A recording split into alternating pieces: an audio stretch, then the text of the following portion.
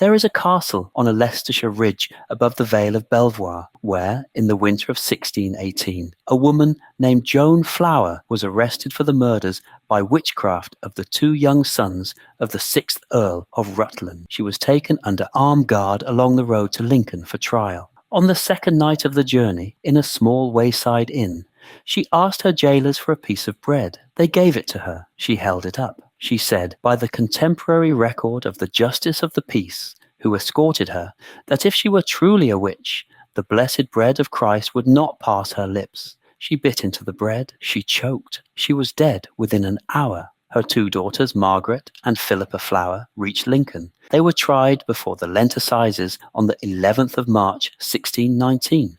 They were convicted. They were hanged on Lincoln gallows the same afternoon. The trial documents have survived. They are some of the most precisely recorded witch trial papers in English judicial history.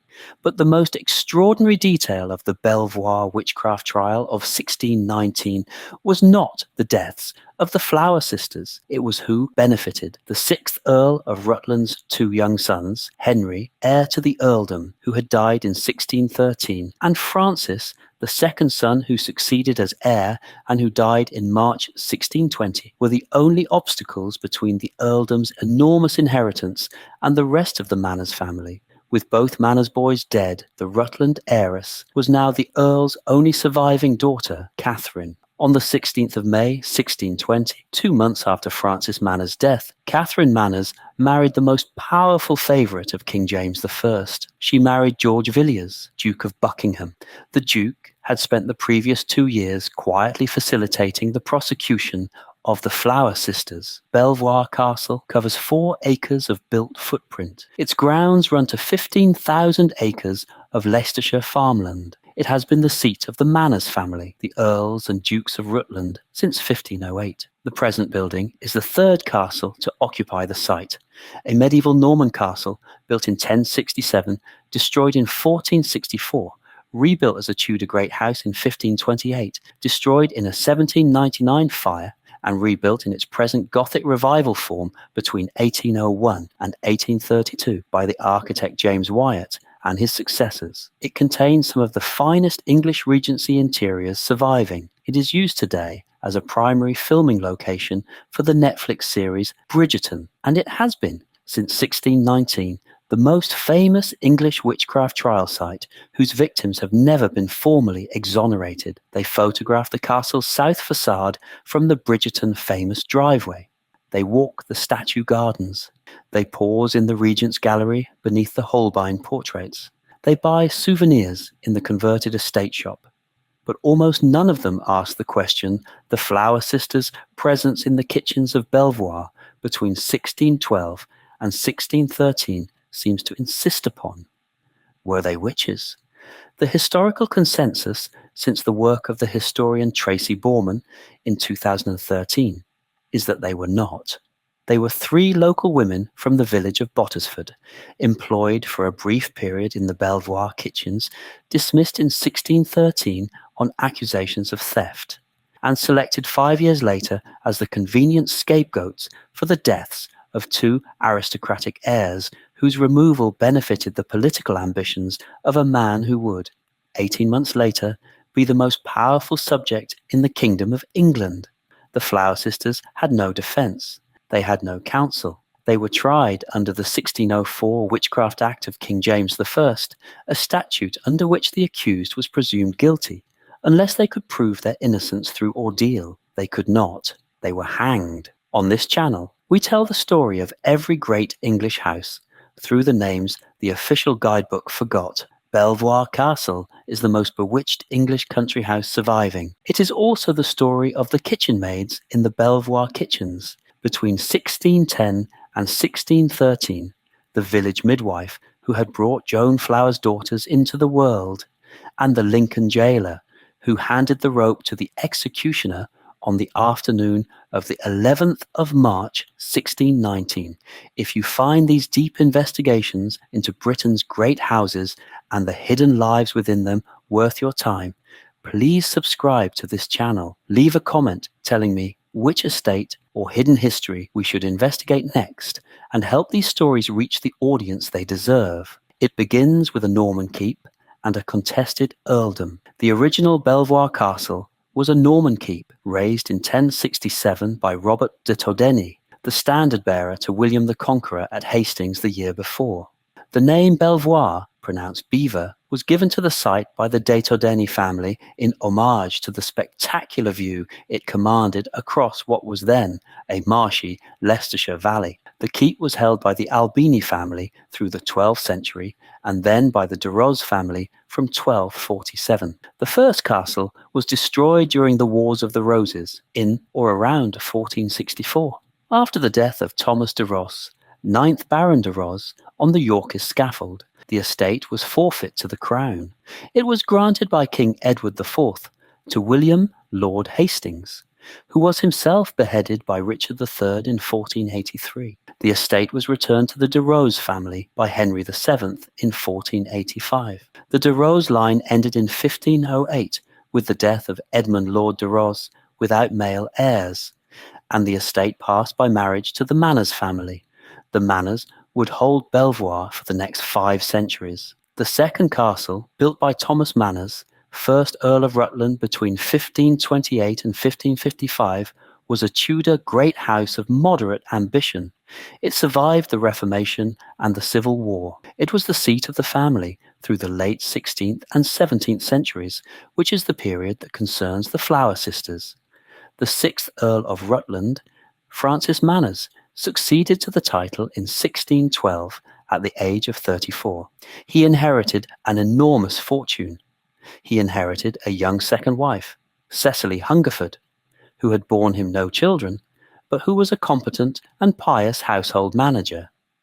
And he inherited 2 sons by his first marriage, Henry Lord Ross, who was 8, and Francis Lord Ross, who was 6.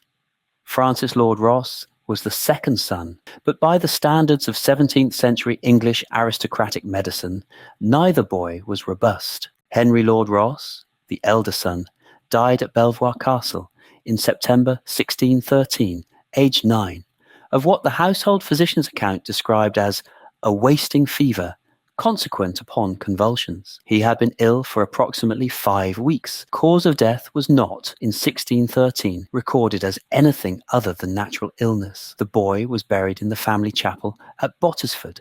But the 6th Earl was not satisfied. The Earl had, in the autumn of 1613, recently dismissed 3 women from the Belvoir kitchens. They were Joan Flower, a local widow from the village of Bottesford, and her 2 daughters, Margaret and Philippa. They had been employed in the kitchens for approximately 18 months. They had been dismissed in October 1613, 4 weeks before Henry's death, on accusations of petty theft made by the Belvoir housekeeper, Mrs. Anne Baker. The accusations included taking household linen, food, and a small quantity of pewter from the scullery. Mrs. Baker had testified to the Earl. The 3 Flower women had been dismissed without references and without the final fortnight's wages. They had returned to their cottage in Bottesford. Joan Flower was understood to have been bitter about the dismissal. She had been overheard by various Bottesford villagers cursing the Manners family. She had been heard, particularly, to wish the Earl's children misfortune. When Henry Lord Ros died, 4 weeks after the dismissal, the village whispers began.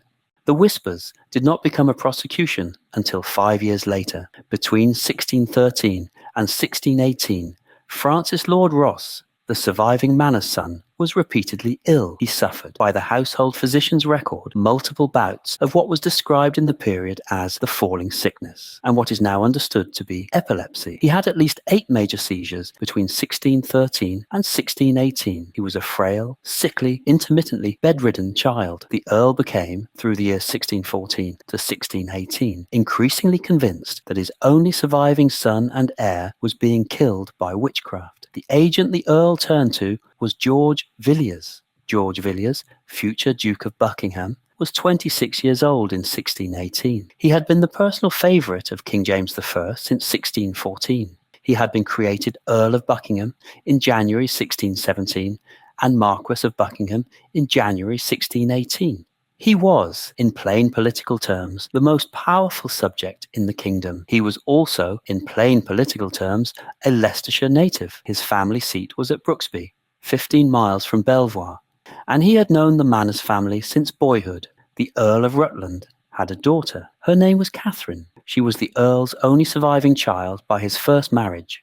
She had been born in 1603. By 1618, she was 15 years old, unmarried, and, given the increasingly visible weakness of her brother Francis, increasingly likely to be the heiress to one of the largest unencumbered aristocratic fortunes in England. The Marquis of Buckingham noticed. The negotiations between the Earl of Rutland and Buckingham for Catherine's hand began in the summer of 1618. They were not immediate. The Earl was a Protestant. The Marquis was a Catholic by family, but a court Anglican by political affiliation. The Earl was hesitant. The Marquis was patient. In the autumn of 1618, with Francis Lord Ross now visibly dying, he would die in March of 1620, and with the Marquis of Buckingham now openly seeking Catherine's hand, the Earl of Rutland authorised a formal investigation into the witchcraft accusations against the Flower family. The investigation was conducted by Sir George Manners, the Earl's cousin, and Justice of the Peace for the relevant Leicestershire and Lincolnshire petty sessions. Sir George was a competent, somewhat credulous, and entirely loyal Manners retainer. He was given the resources and the authority to arrest the Flower women, interrogate them, and forward them to the county assizes for trial. The arrests were made in the second week of December 1618. Joan Flower was arrested first. Her daughters Margaret and Philippa were arrested separately. They were held in the Lincoln Castle jail, pending the Lent Assizes. Joan Flower did not reach Lincoln Castle. What happened on the second night of the journey from Bottesford to Lincoln is recorded in the contemporary trial pamphlet, The Wonderful Discovery of the Witchcrafts of Margaret and Philippa Flower, printed in London by G. Eld for I. Barnes in 1619, which is the principal surviving source for the case. The pamphlet records that Joan Flower, in the custody of a Manners retainer and 2 armed escorts, was being conveyed by night stage to Lincoln. She had been refusing food for 2 days. On the second night, the party stopped at a wayside inn near Ancaster. Joan asked for bread. The jailer gave her a piece of bread from the inn's kitchen. Joan held the bread up. She said, and the pamphlet quotes her, allegedly verbatim, in the language reported by the jailer, that if she were truly a witch, the blessed bread of Christ would not pass her lips, and she would call upon it to choke her if she were guilty. She bit into the bread. The pamphlet records that she choked. Her face turned purple. She fell from her chair, and she was dead within an hour. The jailer later testified that he had not interfered. The death was ruled by the parish coroner of Ancaster as divine judgment. Modern medical opinion on the case, including a 2008 forensic reassessment by the medical historian Dr. Owen Davies, suggests that Joan Flower was probably already suffering from severe malnutrition after 2 days without food and an extended period of household stress. The likely cause of death was either asphyxiation by choking on a dry piece of bread or a cardiac event triggered by acute panic. The contemporary judgment that the bread had rejected her was the kind of self-fulfilling Protestant theology that the 1604 Witchcraft Act was designed to validate. Joan Flower never reached trial. She was buried without ceremony in unconsecrated ground beside the road at Ancaster. The grave is not marked. Her daughters Margaret and Philippa reached Lincoln Castle. They were interrogated for approximately 8 weeks by Sir George Manners and by the Lincoln County Sheriff. They made confessions. The confessions were extracted under conditions that the modern Scottish legal scholar Brian Levac has described as indistinguishable from formal torture under the criteria of the European Convention on Human Rights. The young women admitted to acts of witchcraft against the Manners children. They named their familiars, a cat called Ruttikin and a small black dog. They admitted to spells, curses, and the use of human hair gathered from the Belvoir floor sweepings. They were tried before the Lent Assizes at Lincoln Castle on the 11th of March 1619. The presiding judge was Sir Henry Hobart, Lord Chief Justice of the Common Pleas. The prosecution was conducted by the Lincoln County Sheriff. on the brief prepared by Sir George Manners. The jury convicted on all charges within an hour, because the sentence was hanging. The hangings were carried out on the public gallows outside Lincoln Castle on the afternoon of the same day, the 11th of March, 1619. Margaret was 23. Philippa was 20. The bodies were buried in the unconsecrated ground beside the Lincoln gallows. There are no marked graves. Francis Lord Ross, the boy whose alleged murder by witchcraft had triggered the prosecution, died at Belvoir Castle on the 5th of March 1620, 12 months later.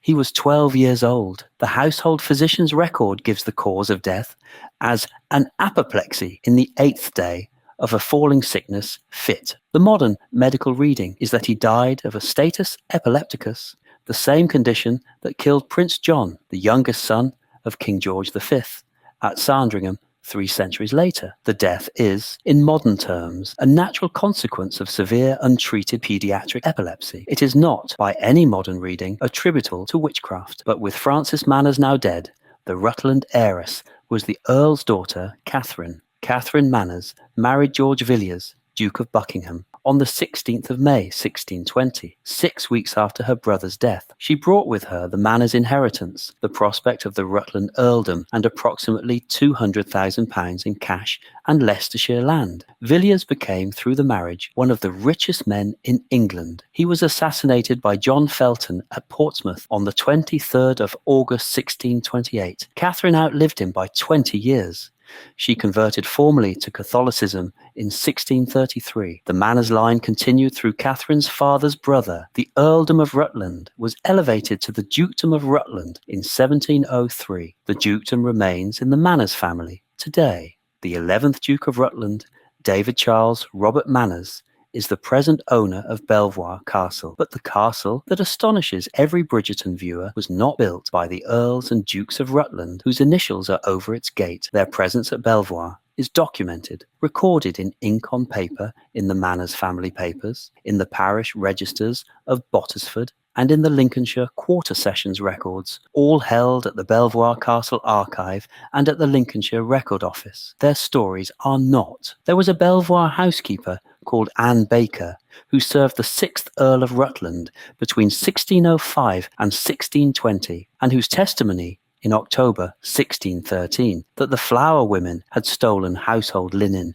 and pewter from the Belvoir scullery was the originating accusation that led 5 years later to the prosecution and hanging of Margaret and Philippa Flower. Anne Baker was approximately 50 years old in 1613. She had been with the Manners household for 18 years.